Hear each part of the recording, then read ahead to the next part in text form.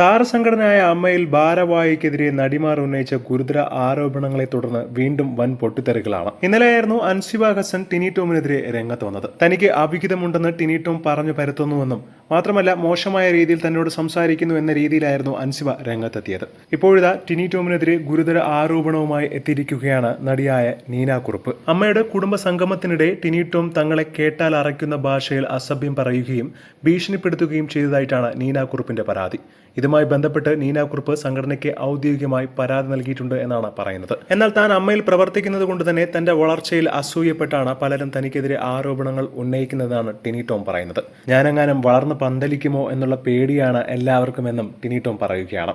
കഴിഞ്ഞ ഫെബ്രുവരി മാസത്തിൽ വ്യക്തിപരമായ കാരണങ്ങൾ ചൂണ്ടിക്കാട്ടിയാണ് അൻസിബ ഹസൻ സംഘടനയിൽ നിന്നും രാജിവെച്ചത്. അൻസിബ പറഞ്ഞതിന് തൊട്ടു പിന്നാലെയാണ് നീന കുറുപ്പും ടിനി ടോമിനെതിരെ രംഗത്ത് വന്നത്.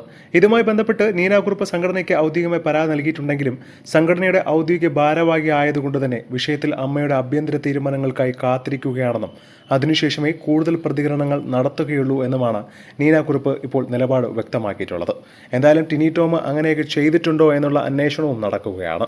വളരെ മോശപ്പെട്ട വാക്കുകൾ ഉപയോഗിച്ചാണ് ടിനി ടോം ഞങ്ങളെയൊക്കെ മോശമായി പറഞ്ഞത് എന്നാണ് നീന കുറുപ്പും വ്യക്തമാക്കുന്നത്. എന്താണ് ഇതിനെക്കുറിച്ചുള്ള നിങ്ങളുടെ അഭിപ്രായമെന്ന് താഴെ മറക്കാതെ കമന്റ് ചെയ്യും.